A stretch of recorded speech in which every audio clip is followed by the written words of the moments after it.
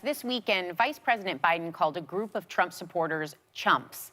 Even if he loses, Trump isn't going anywhere, and neither are his fervent supporters. How exactly do you plan on bringing the temperature down in this country? And beyond being the president for everyone, can you name something that you and Joe will do to reach out to Trump supporters? Yeah, that's a great point, Sarah, and thank you. We have to bring the temperature down. And, you know, frankly, I think we've seen far too much chaos, even before the pandemic, and the fear, the anxiety, it's undeniable. And, you know, when we're looking at what we need in terms of leadership, Joe is someone who really will restore calm. And from the beginning, it has been his mission to lead in a way that we will heal and bring our country together. Joe says all the time, he will be a president for all Americans. And you can trust him on that if you just look at Joe's record. And in fact, we're very proud of the fact that we've probably built one of the broadest coalitions of any campaign. We've got, of course, Democrats, but Republicans, independents, from Cindy McCain to Colin Powell. People across the spectrum, and I think it's because we all know, listen, we have to approach the biggest issues that our country is facing in a way that understands they're not even bipartisan, they're nonpartisan. So reaching out to Trump supporters includes reaching out around what they need to put food on their table, what they need in terms of job security, what we all need in terms of investment in infrastructure and job creation and strengthening the economy of our country. All Americans will benefit from this, and it is our intention to lead if we win in a way that is not about partisanship. It's not about who you voted for in the last election. It's about where we need to go as a country. And I promise you, the issues that we are facing right now, like this virus, could care less who people voted for in the election.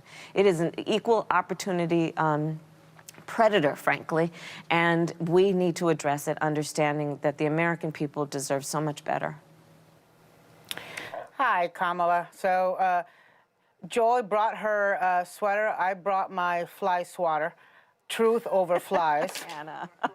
But and listen, all those people who can't pronounce Kamala, I hope they can get used to pronouncing Madame Vice President, or MVP for short.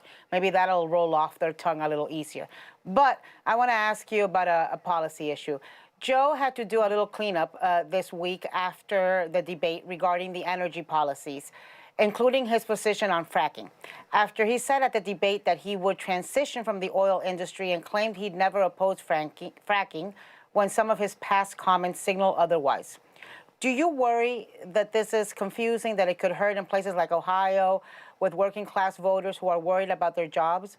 And considering you wanted to ban fracking when you were running for president, tell me, how are you guys reconciling your differences, and what is the position, if you can clarify it? Thank you. I appreciate you raising it. First of all, without any ambiguity, Joe is clear.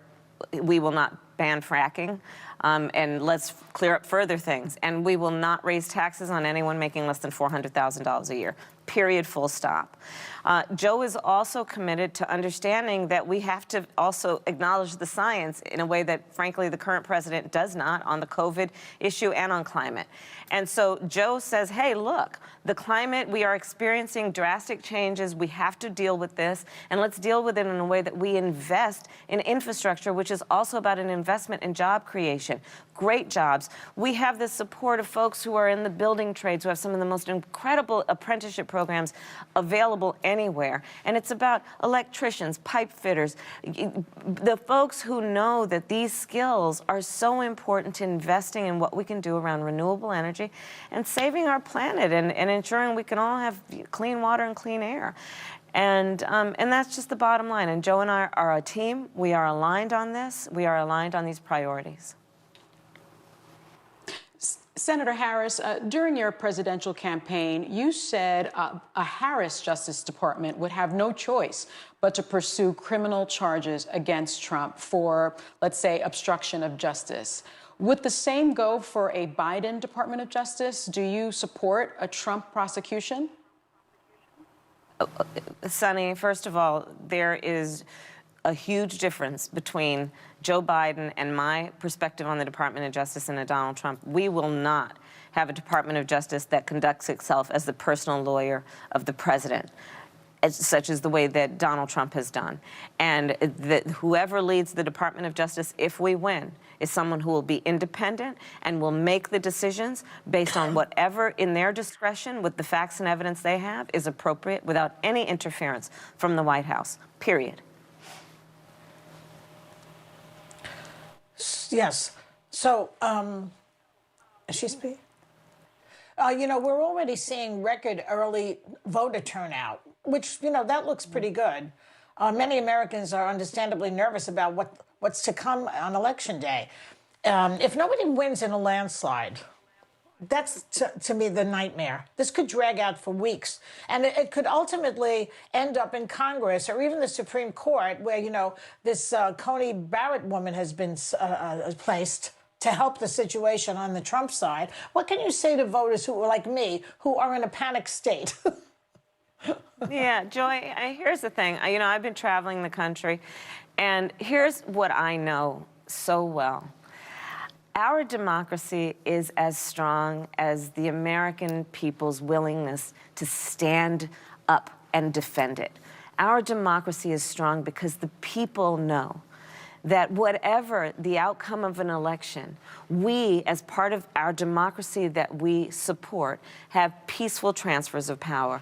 I have full confidence in the American people that whoever they vote for in this election, they will not stand for an interference of that kind with our democracy. And, people are lining up. I'm traveling all over the country. I've been in just the last few days, Florida, North Carolina, Ohio. I was in Michigan yesterday.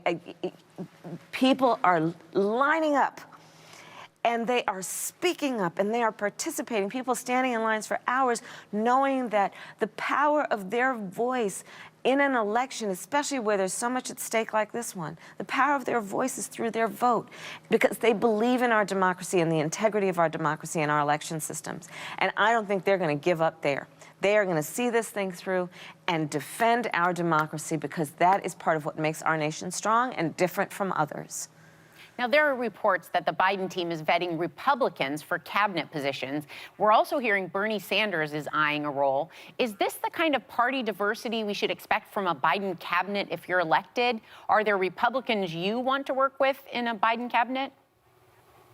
Well, first, let me just tell you, Joe and I are both superstitious, so we are not measuring the drapes at all.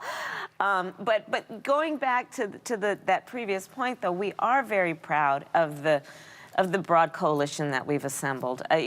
People like Governor Kasich is supporting our campaign. You can look at people who have held office for years as Republicans, who have been active in the Republican Party, people who are independents, who have been active in what they do, who are supporting this ticket because they know that our mission really is to deal with the challenges that we face and do it in a way that is with a practical approach and based on values that are about what's in the best interest of the American people, American working people and families.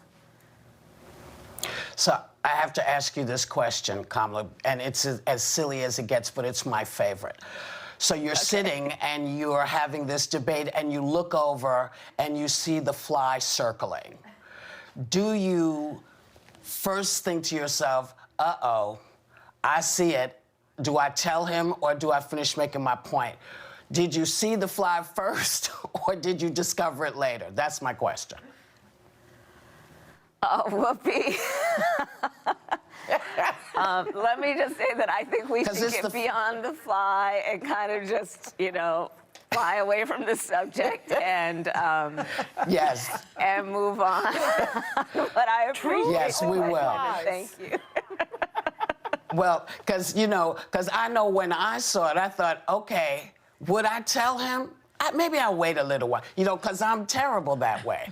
But, it was, thank you for coming today. It's, we have our fingers crossed for you and for Joe.